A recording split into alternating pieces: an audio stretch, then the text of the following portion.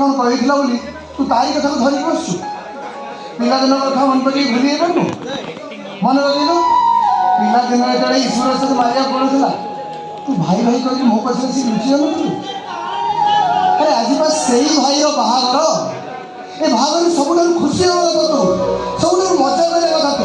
ଆଉ ଏଇଠି ସବୁ କଥାରେ ମାମଲତକାରୀ ବି କରିବା କଥା ତୁ। ଦେଖ ରାଗ ରୁଷାରେ ଏଇଟା ରେଡ଼ି ଚା।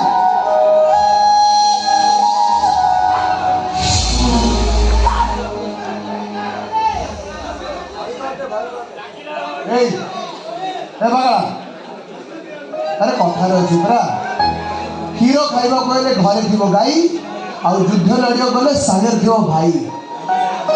ଆଜି ବା ତୋ ସେ ଭାଇଟା ବର ବିଷୟରେ ଯୁଦ୍ଧ କରିବାକୁ ବାହାରିଛି। ଏ ଯୁଦ୍ଧରେ ତୁମ ସାଥ ଦେବୁନି?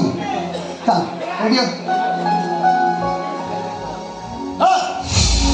तो भाई लोग तुम्हारे बेईमान तुम्हारे शैतान तो मुहा देखने में रफ्तार लिया लगता और बाहर बैठो